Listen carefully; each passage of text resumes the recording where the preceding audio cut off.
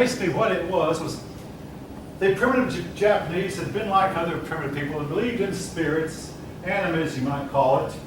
But then as they became more civilized, they said, we need another religion. Well, up came this foreign religion called Buddhism. When Japanese said, no, we want our own religion, they formed Shintoism, which among other things recognized the emperor as being divine. And also demanded strict obedience to the state. And I'll have more to say about it a little bit later. But just keep in mind, Shintoism is still the semi-official religion of the Japanese.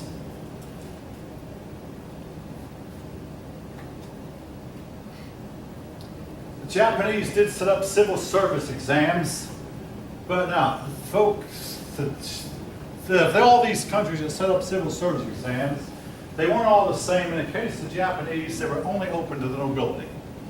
So you could only take them if you were a man of noble birth. In all cases, the civil service exams were only open to men.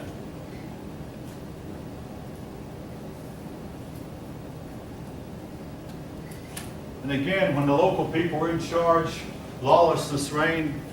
These local governments were at war, began to go to war with each other, and the result was more centralization and more centralization.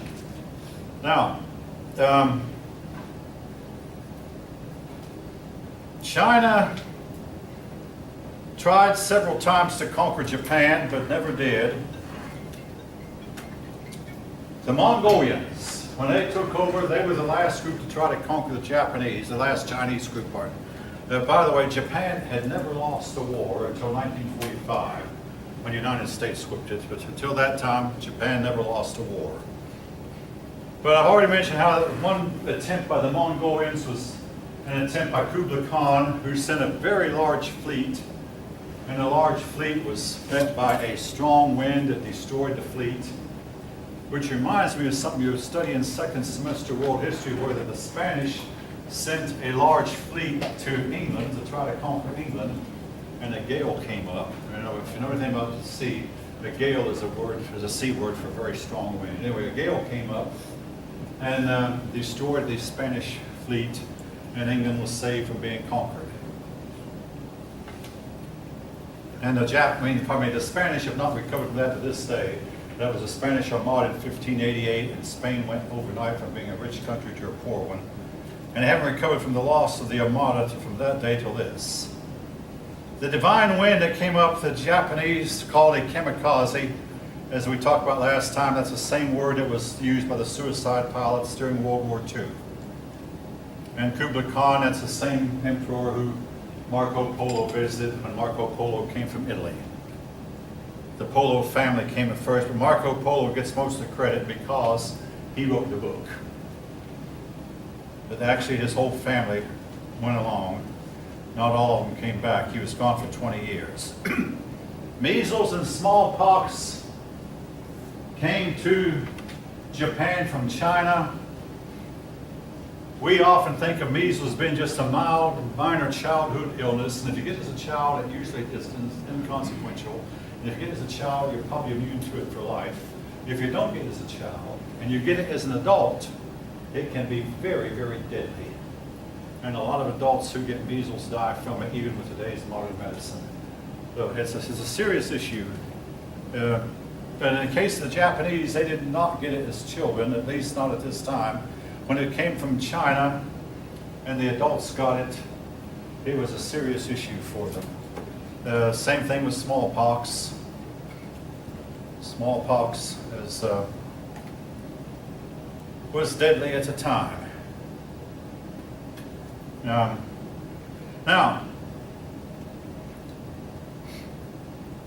during the time when the Mongolians were threatening, the Japanese united. They got together and they united. But then when the Mongolian threat subsided, the Japanese warlords, having now all the armor and the knights and the equipment, they rebelled against the central government, and then they started fighting each other. I mean, again, the pendulum just kept going back and forth. But eventually there came a group of people called the samurai. samurai, these were similar to the European knights in that they were horsemen. But unlike the European knights who used spear and shield, these people used bows and arrows. Again, folks, never mind, don't do this unless you've been trained, seriously trained at it. But they could shoot an arrow accurately while their horse was going at full gallop. It's a dangerous thing to do unless you learn it. You see, you have to learn it when you're a child. If you don't learn it when you're a child, you're not going to. But they could, these Japanese samurai, the Japanese samurai developed a code of conduct called Bushido. Now that's a foreign word. So I'm going to B-U-S-H.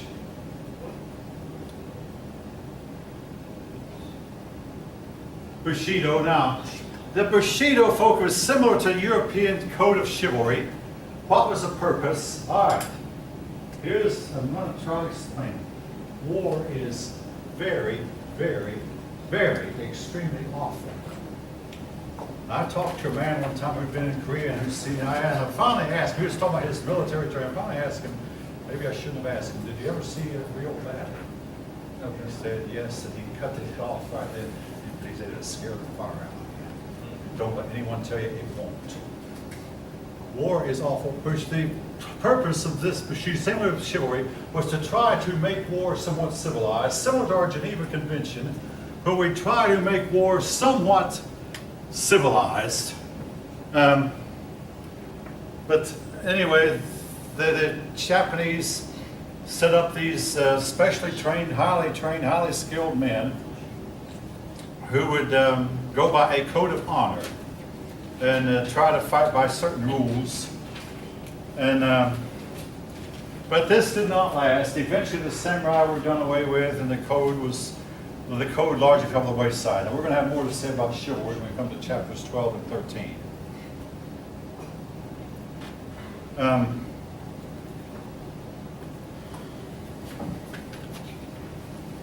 All right. Eventually, the civil service exam was done away with and ruling became a matter of heredity. A nobleman would pass on his office to his oldest son and on down the line. And the civil service exams were largely done away with. But again, that depends on the generation. There was the civil service exams were not a constant. Even in China, they were not a constant. The Chinese occasionally would do away with them, then bring them back. Do away with them and bring them back. All right, social classes. The only class I'm going to ask on the test, there was the warrior class, as I mentioned. There was the royal family, the emperors. But at the bottom was the Edda. They were similar to the untouchables. They were never allowed to take the civil service exam. They did all the dirty work, and they could be bought and sold.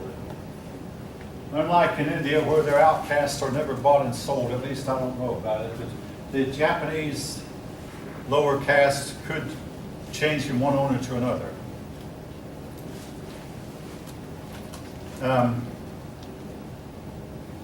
Women in Japan, their status varied from island to island and from location to location. Japan is not only, it's a wonder Japan remained united.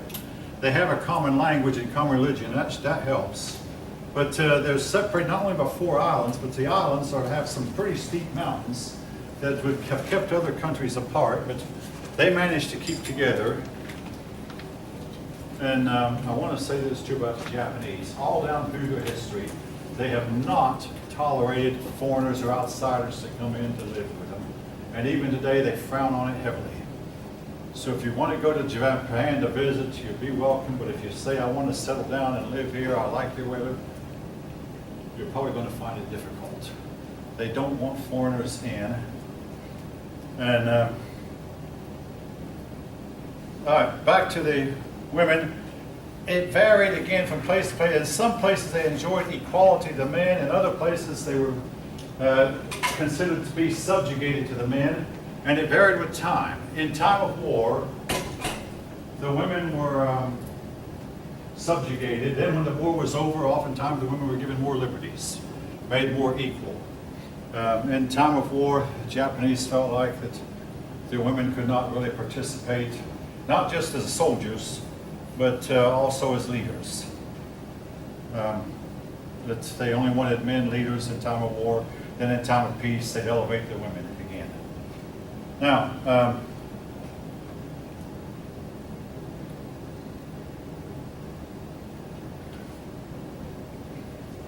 folk, I've got to insert this. I mean, I didn't say this in this morning's class, but about Japanese women, what I've heard about modern day Japanese women, and I've heard it from several sources, is modern day Japanese women are only interested in career, job, get a career. They're not the least bit interested in anything that has anything to do with marriage, babies, sex, or any of that stuff. And the result is their population is declining greatly fast.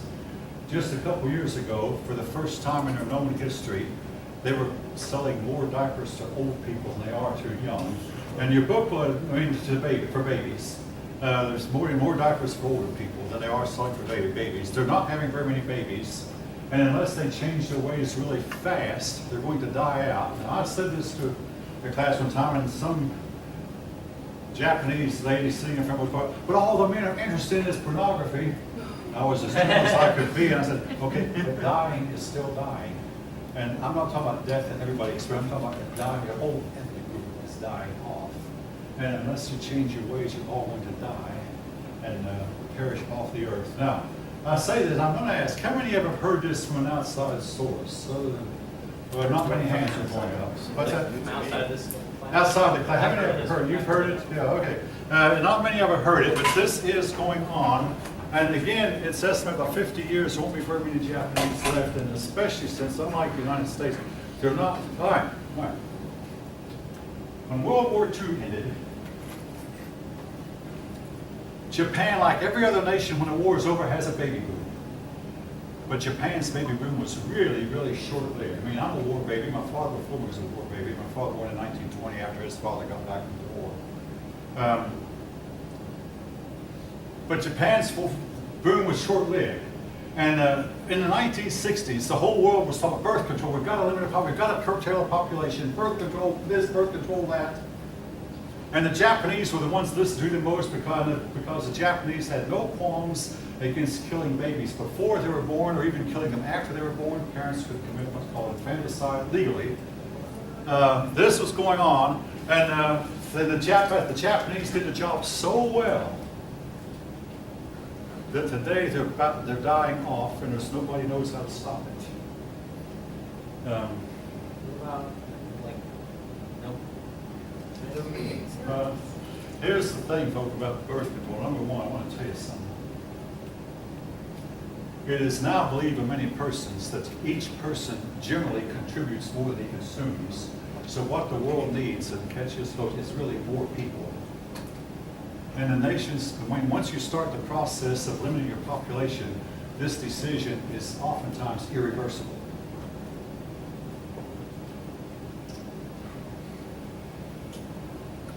What do I mean by irreversible? Because when kids grow up who only have one brother or maybe one sister, or even that many, they don't have the social skills necessary to hold a relationship. There's some things that kids learn from their siblings that they don't learn from adults. I'll give you an example. When my son was 6 years old, he asked me to play a card game with him. I mean, I knew he wasn't playing a game right. I mean, I let him win. I mean, I thought, okay, so he started playing the same game with his 10-year-old sister. After a short while, his 10-year-old sister just kicked the cards, started, "You cheat!" Now, I have to ask, which one of us did my 6-year-old son the most good, do you think? His older sister, because, I mean, being an adult, I just couldn't kick the cards. "You cheat." Hardly. I mean, I'm not going to act that way. I mean,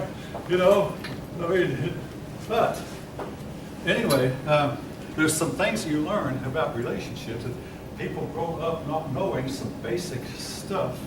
And the number one key that you have to be careful for, it's not a matter of control. And most of us will make that mistake. Those of you who make that mistake in your life, get in a relationship and try to control the other person, and they're going to leave. It's not control. But anyway, Japanese have controlled their population so well that after a while, it looks like they're going to be most of them dead. And they're heading that way fast, and nobody there in Japan knows how to stop the trend. All right, religion.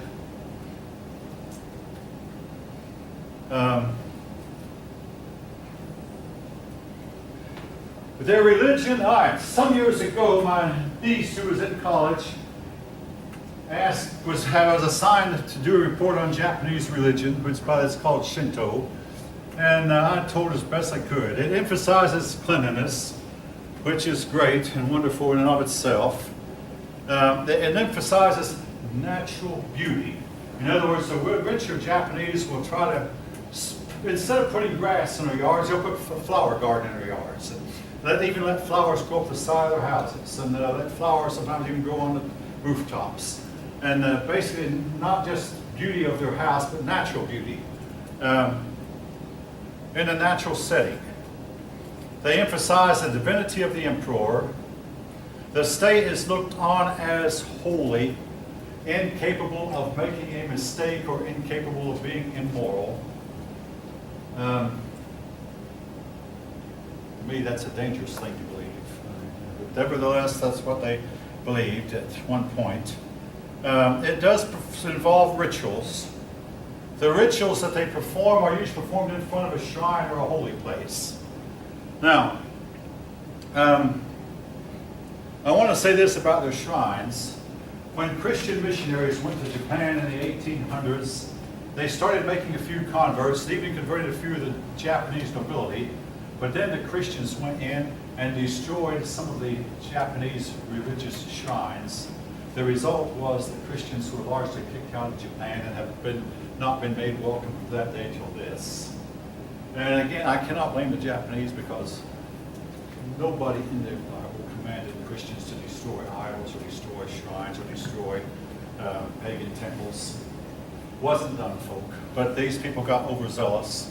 And the result was the Japanese have largely been hostile to Christianity from that day till this. Also popular is the tea ceremony. Japanese drink a lot of tea.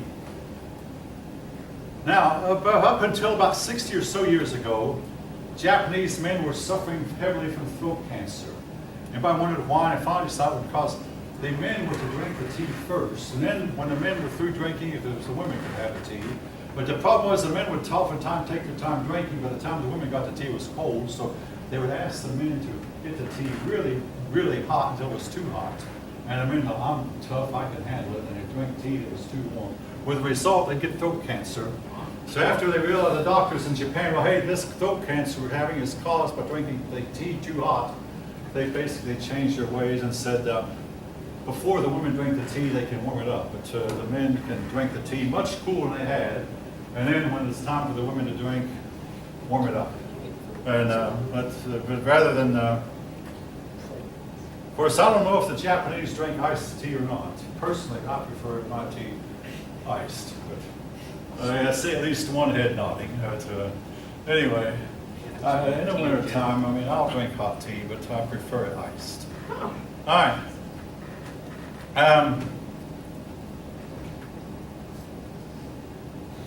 The Japanese are great adapters.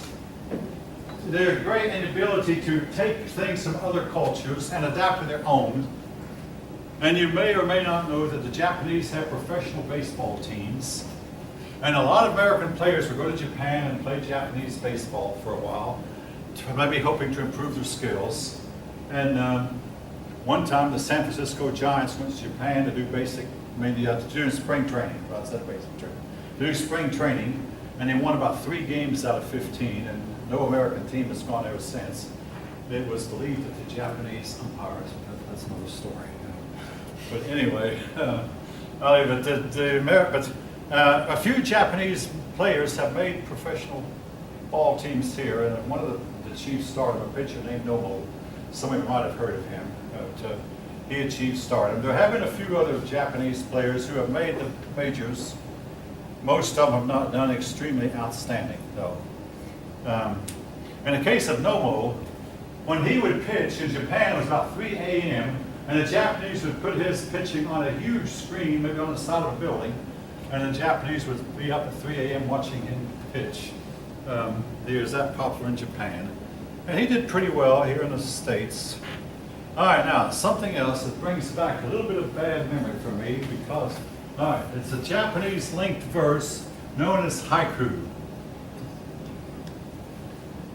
Haiku consists of 3 lines. The first line has 5 syllables, the second line 7, and the third line 5 syllables. The reason I say it brings back bad memories is when I was in high school, my teacher,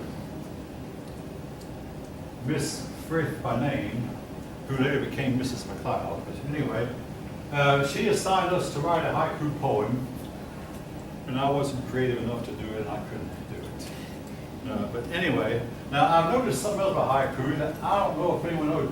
The first 2 lines will take you going one way, and all of a sudden line 3 jerks you back in the opposite direction. It's like a horse whip where you send it out one way and jerk it back real hard, it makes a snap. That's my impression of haiku. Now, if any of you know more about haiku than I do, your input is welcome. But anyway, the Japanese linked verse, the haiku poem, seems to be unique to Japan. All right, Korea. Korea is influenced heavily by China because Korea is joined to China, even though a lot of the Chinese who go to Korea wind up crossing the ocean because Korea is closer to mainland, closer to most of Japan by way of the sea than it is by way of land. Korea only touches China on one place. Basically what I'm saying is Korea is a peninsula. It is surrounded on water by all sides except one. Peninsula. All right, now folks, this is something I'll be honest with you, I do not believe. Nevertheless, the Korean people claim that they came from another planet, another world. However, their DNA shows them to be like the rest of us, descended from the same Adam that the rest of us are, descended from the same Eve the rest of us are. So it's more than likely that they came from Mongolia, even though they are not Mongolian, they are not Chinese, they are not Japanese, and the fact is they seem to be in a ethnic group all to themselves, unrelated to anyone, but they're classed as being Mongoloid, even though it's questionable whether they're actually Mongoloid or not. So their origin is somewhat shrouded in myth. Some people think that most logically, they came from China, but over time they developed their own unique characteristics that make them separate from the Chinese. Korea is like Japan, a mountainous country. It is difficult to farm. All right, now hold on to your seats. When Korea was divided in 1953, North Korea got most of the good farmland and South Korea got the worst land. Today, North Korea is starving. Now, didn't I just say that North Korea got the good farmland? Well, yes, I did. North Korea is starving and South Korea is prospering. What went wrong with North Korea? North Korea, their problem is communism, but they blame their problems on the United States. Now, folk, I want to remind you, blame your problems on somebody else, you'll never solve them. The problem with North Korea is North Korea itself. South Korea industrialized, copied from the Japanese, and they're prospering. As far as their food, they buy it from other countries. Yes? That's why like South Korea, like it's kind of, the cities are very similar, like Tokyo. South Korea is very similar to Japan. They've copied the Japanese and they make the Hyundai, which is a copy of the Honda. The Japanese are great copiers. Now you can't name much they've invented, but they'll take something and they will they'll improve on it. Like when I was at Lockheed, some Japanese people came to look at our machinery and they would actually get their suit and tie and crawl up under a greasy machine and write down notes and even break the rules. I'd take a few pictures. Then they went back to Japan and built a better machine than we had. And for a long time, their automobiles, I mean, they did not invent the automobile, but they did invent the high quality good ones. Yeah, but eventually what they would do, I mean, the Japanese workers actually take their belts off and put a rope around them so that they would not scratch the paint on the cars they were working on.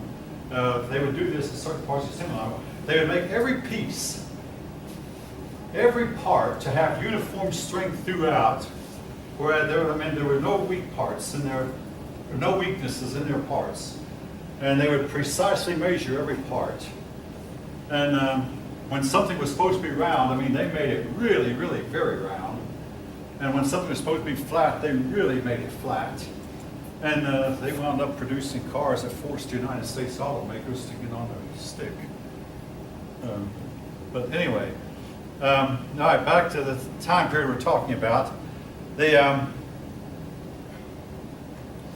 Japan has at times conquered part of Korea. At times, China has conquered Korea. During the days of the Han Dynasty, China had Korea. Then when the Han Dynasty weakened, the Koreans rose up and drove the Chinese out. And China was to go through 400 years of hard-nosed, strong central government. But the Koreans then started fighting among themselves.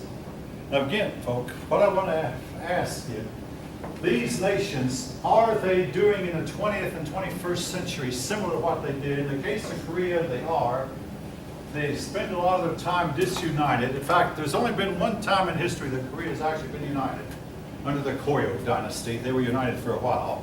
But they've either been ruled by foreigners or influenced heavily by foreigners, or they have been fighting among themselves, and sometimes they've been doing both. All right, during this time, Buddhism and Confucianism was introduced. Confucianism, of course, from China. Buddhism came from China and India both. Buddhism got the upper hand in Korea, far ahead of Confucianism.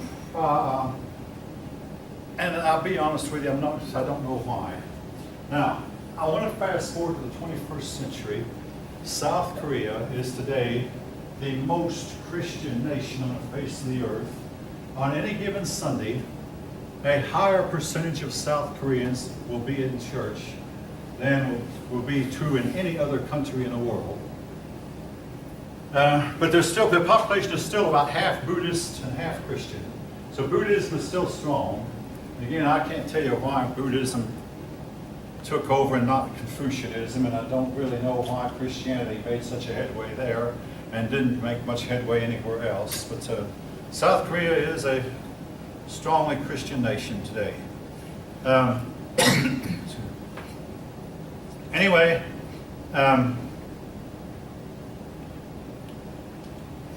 the Chinese were in and out of Korea. When China was strong, they put Korea to tribute. When China was weak, the Koreans would drive them out. They did set up a civil service exam now. And the civil service exam has always been used by these peoples to decide who is most qualified for government positions. Now, folks, this is something I've asked you to look into. The Silla dynasty. I'm not going to write it down. If the name won't be on the test, but what will be on the test for most of you, if not all of you, in different forms, because I really want to emphasize this. The Silla dynasty took land from the rich and distributed this land among the poor. Now, all of you probably know what I'm going to say next. I'm going to say next. This led to the